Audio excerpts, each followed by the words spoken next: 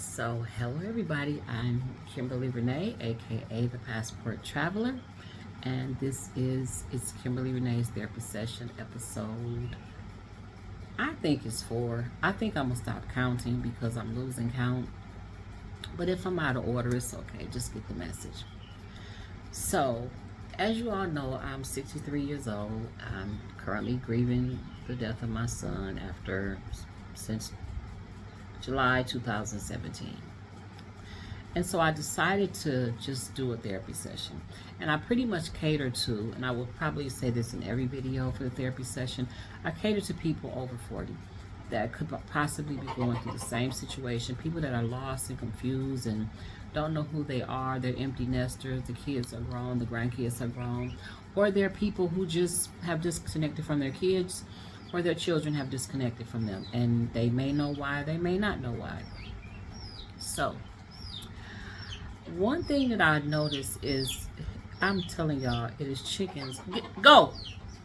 The chickens just come in here like this. This is their house. Ain't nothing on the floor for me, nothing. So anyway, I'm currently living in Ghana, West Africa, and I'm living my best blessed life in the village. I love living in the village. I love the peace, the freedom. I just love everything about it. Well, I love 95% of living in the village. I don't like that I don't have access to the foods that I like and that I'm used to in the US. I can't just go down the street and get a chili dog, a coney dog. I can't go get White Castle.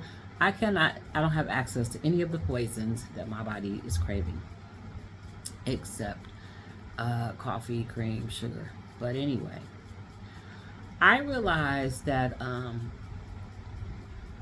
God kind of has me standing still. There's this month, He has forced me to see. I have already seen the people in my life for who they are, but this month and this Mercury retrograde made it so ugly. I mean, He forced me to see the ugliest characteristics of some people in my life. Was it hurtful? No, it was shocking. But it was like a mild shock because I had already seen it in these people, but it was like, the fucking nerve of you. Like, really? It was that kind of like, really? What? Okay. So that's where I'm at. I'm kind of getting over that. Trying to figure out who I am, where am I going, but I cannot do that. God wants me to sit still. There's a place He's taken me that I have to go. There's things I have to see. And I'm down for it because it's the plan of God, it's the plan of the universe, and you can't fight against that. You can, but you will not win. So I'm just kind of being still, listening to God, listening to the universe. I pay attention to the animals that come around me, the trees that move or make a certain movement when I walk past. I pay that song from Pocahontas that I sing that I love so much. I love. You think the only people who are people who look and think like you. But I know every rock and tree and creature has a life, has a spirit, has a name. That's I love so much. I love it because it kind of describes me. The same way India Irie did when she said, "I am not my hair." I just thought that song was just for me. I remember being young. I don't know how old I was when the song came out, but let me skip past that. I remember being young, like elementary, middle school, high school, and I never understood why. There's a glare here. I never understood why people had to shave their underarms and shave their legs and perm their hair and wear a certain type of clothes. And then I grew up in Detroit where it was like fashion, total fashion statement. Gators, what are those glass heel shoes. Some people had fish in their glass heels. Some people had dice in them. I was a kid. Cartiers, Max Julians when they were out. I grew up where Calvin Klein was everything, Gloria Vanderbilt even. I didn't fit into that category. I was an athlete, thank God, so nobody expected me to be in anything other than the tracksuit, sweatpants, shorts, gymnastic clothes, leotards, things like that. But I remember being a kid and wondering, why did we have to shave the hair under our arms, the hair on our body, when God put it there? And it didn't seem like anybody that I asked had an answer. And so when India, I didn't understand why our natural hair wasn't okay. When perms came out, everybody had a perm. And so I was natural and nappy before it was cool, before it was a thing. There were no natural hair products. There were no mixed chicks and, you know, whoever is making black hair. There were no black hair products. We had Afro Sheen, Blue Magic. We just had regular hair grease. And so that's what my mom used. And then out came India Ari with this song. And she was basically saying, I am not my hair. I am not this skin. And I was like, oh my God. There's somebody in this world that thinks like me. She rides a bike. Her clothes look like my clothes. So cool. Like, I don't want to offend her, but she was like so cool. Sometimes not matching. Her hair went through all these stages, and I just fell in love with that song. And so I forgot what I was saying again. Y'all got to remember, I'm 63 years old. I'm talking too much, and I do forget what I'm saying. But yeah, I appreciate India Ari. I had a mother, a whole mother and father. I had a whole mother. There was no crack out at the time. My mom worked, she cooked, she cleaned, she went to church, she dressed us. I was the only girl. Everything in the house, I had my own room, my own hairbrush, my own deodorant, my own everything. And then my brothers had a room and they shared everything. Like one deodorant was all of theirs. The comb and brush was theirs. And so I had a whole wholesome home, but my mom worked a lot. She was busy. At 9, she became a single parent because she put my stepdad out. My dad had joined the Navy. My dad was out of the Navy, and I was in his life. He was in my life, but he didn't live in my home. And he was kind of like me. Like, I took after my dad. He was natural. He was a very outgoing person. He was a motorcycle rider. He loved camping, fishing, boating. He was just a very fun person. But with me saying that I had a mom, a whole mom, I will say that Maya Angelou raised me. Television families raised me. I would love to. We had a small family compared to people that had 13 kids and 10 kids on our block and 17 kids in our neighborhood. We had a very small family.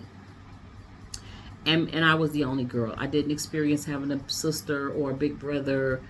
I didn't experience that. I just had brothers younger than me because I'm the firstborn, and I had no biological sister. So I said that to say I learned how to be a woman and a person from reading Maya Angelou's books. And then and then I started reading all kind of, as I was in my 20s, 30s, 40s, I loved reading about other people's lives. I loved watching families on TV, Leave It to Beaver, The Cosbys, My Three Sons, Jody and Buffy, Family Affair. I was born in 63, so I remember those shows. The Brady Bunch. And I was saying, Maya Angelou kind of taught me how to be a woman. She kind of taught me integrity, things that should be done and not done. And she taught me that gossip was poison. It's poison, and you cannot speak it in her home. And then along came India Ari and Corinne Bailey Ray. I like her too. Corinne Bailey Ray and India Ari were people I watched. I would watch their moves and their videos. I listened to the words that they're singing.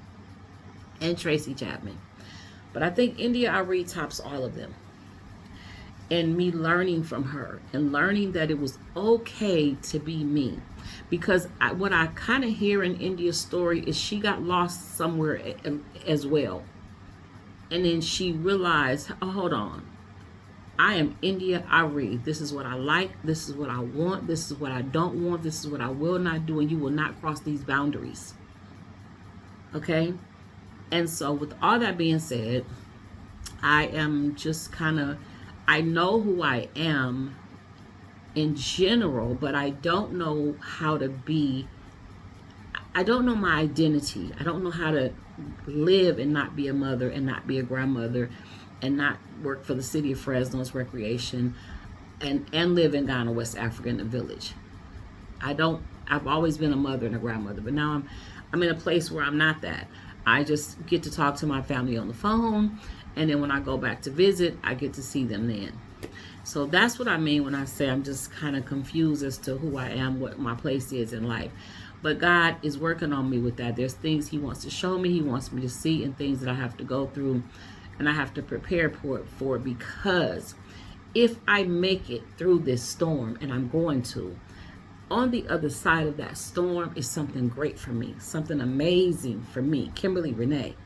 And I can teach y'all about it and tell you about it. And I will share this journey with you, the good, the bad, and the ugly. And y'all know that I will, of what God is putting me through, because I have permission to do that. And if I don't feel that God wants me to say anything, I won't. I'm very obedient to the Spirit, and I will not. So again, I love y'all. Stay blessed, and I hope that you continue to follow. Please understand, like I said, it is very important for YouTube. I don't know about Substacks, but for YouTube, it is very important that you engage, whether you are a subscriber or not a subscriber.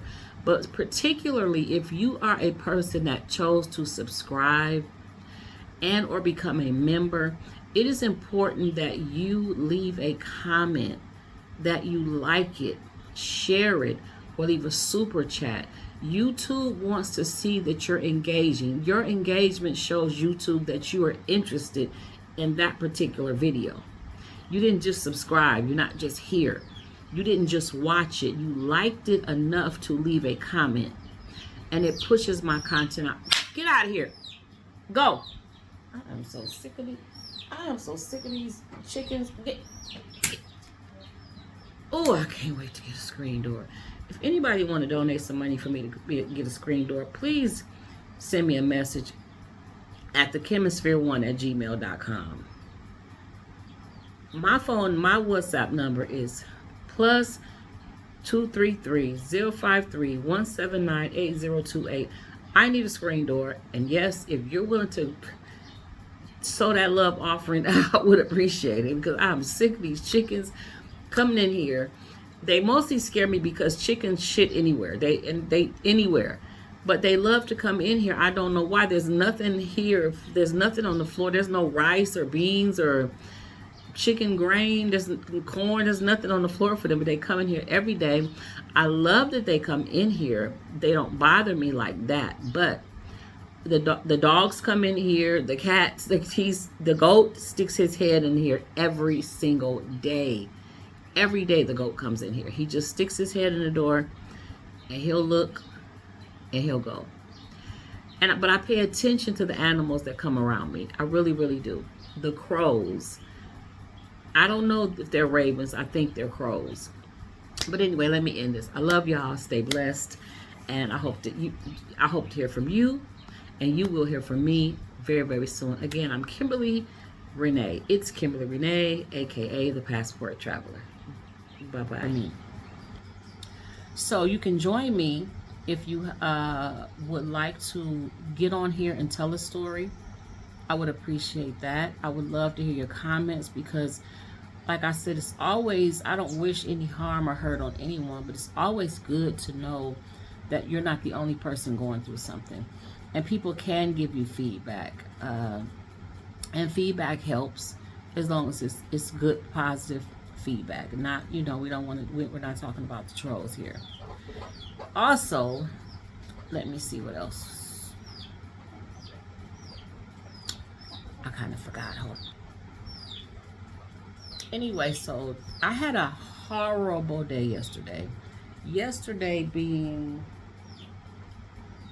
let me see, the 5th, 6th, July 7th. Yesterday being July 7th, I had a horrible, very, very emotional day. I got through with posting videos of my son and videos of myself. And one of the videos I posted was, you know, that I decided to love me. I posted Whitney Houston's song, Never to Walk in Anyone's Shadow. I have never really walked in anyone's shadow. I'm natural, I'm nappy, I'm free. I'm a free spirit. I look different, I dress different, I think different. But one thing about me is I speak the word of God. So when God tells me to speak, I speak.